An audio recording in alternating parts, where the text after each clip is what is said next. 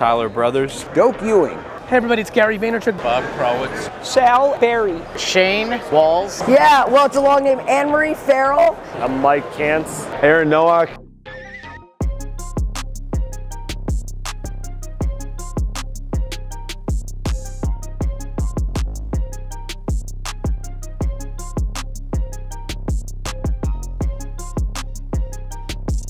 This is my first one.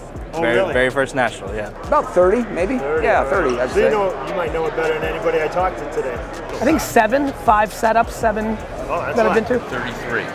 Well, This is my third. This is my third national. Losing track, but probably 7 or 8.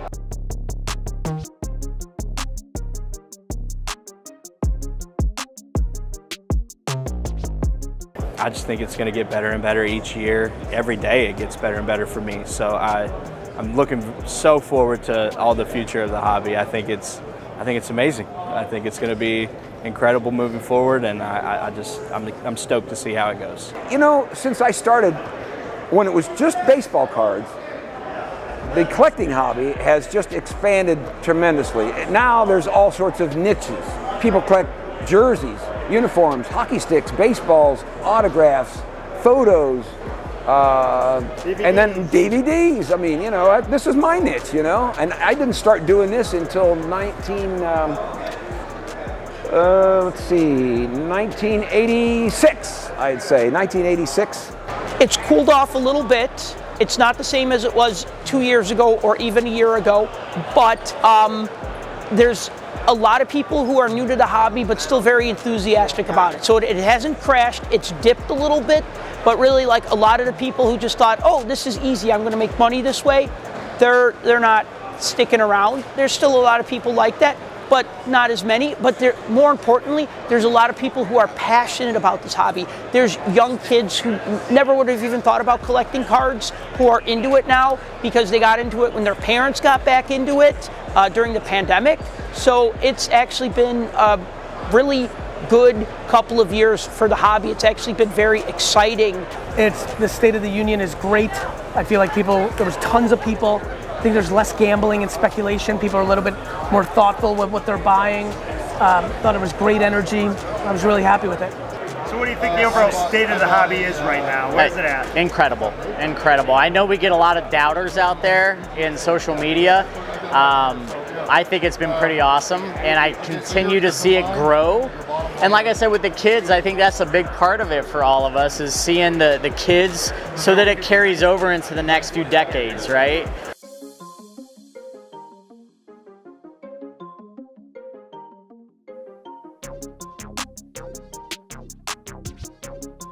Soccer trade nights have been epic. Yeah. Epic. Well, and that's the thing, it's so hard to get a table at the National, and all of us higher-end soccer collectors, it's the lottery to get a table at the National, so you're just not seeing anybody have the soccer cards at the tables. So the trade nights, you're seeing people come with backpacks, and you're seeing, you know, $20,000, $30,000, $40,000 cards in people's backpacks, and you're not seeing it on the table. So the trade nights have been very good. I mean, the guy won really cool card in a trade, maybe a 1-to-1 superfractor or a good baseball player, but Christian Yelich 1-to-1 Dynasty for my PC is definitely, I think, my favorite. 2017 Select Messi Gold auto patch with a piece of the Argentina logo, or 2016 Noir on-card Messi auto.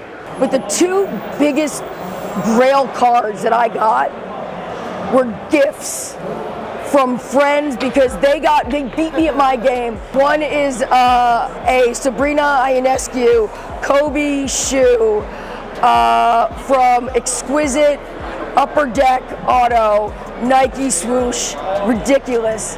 Yeah, a ton of cool stuff came up to the booth. A lot of like nice Jordans, LeBrons, Mantles, all that. So really exciting stuff. I'm a huge Broncos fan, so last night I picked up a Demaryius Thomas flawless green out of 5 on-card auto, so that was awesome. I bought a almost complete set of 58 Topps basketball. Very nice set. I did manage to pick up some old hockey cards, some of the old O-Pee-Chee cards also from the 30s. And then I picked up some cards from like the 1910s. I mean, well worn, but great cards nonetheless.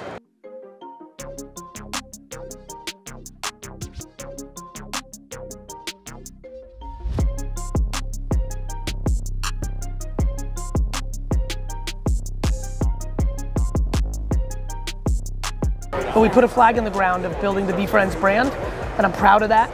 And people are discovering the characters, and we've got a long world and a long journey, and a long road to building out this IP, but I'm in it for that. I like the grind, I like the building, and we'll be doing that. I love seeing how more and more kids are just getting into the hobby. I love seeing how adults treat kids whenever they're here. Like, I love it. I love seeing how this new generation of humans is just coming into this hobby, and it's growing every day. It's just excellent.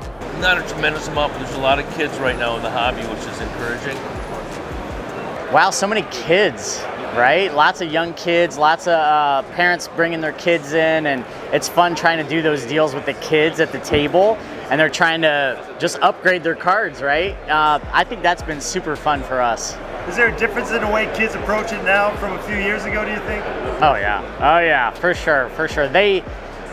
I feel like it's more of a business for the kids, which is kind of cool. You know, you got 10-year-olds trying to do business deals. Lots of energy from kids, and the energy from boys. I mean, obviously a World Cup year, but the NWSL had just grown leaps and bounds. And there are so many incredible NWSL products put out with Parkside. There's like 18 sets going on once, the enthusiasm, and people just want more. It has never been a better time to be a female athlete and a women's sport fan and consumer.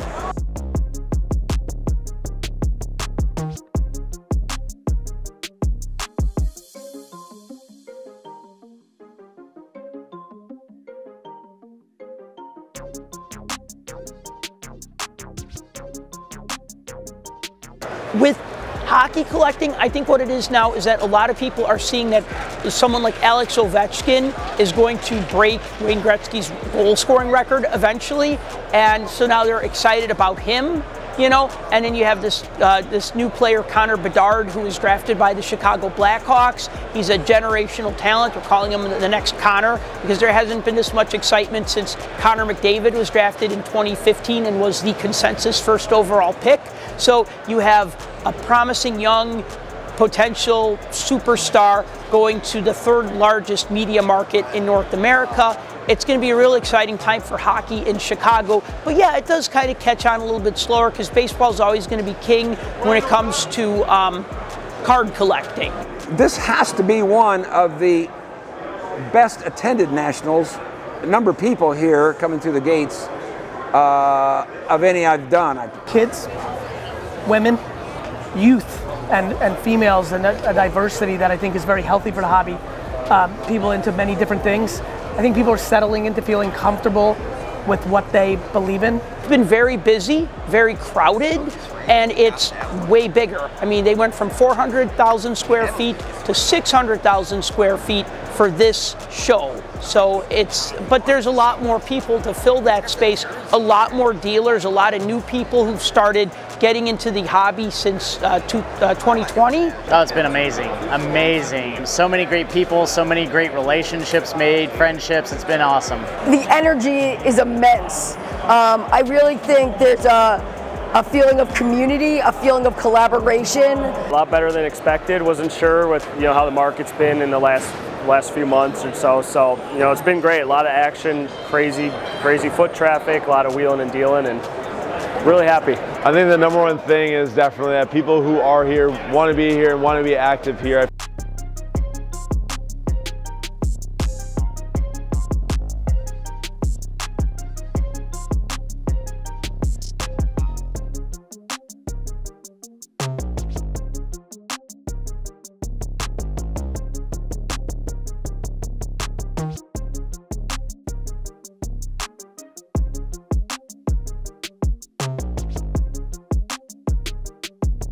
Oh, I'll be back. I'll be in Cleveland, yep.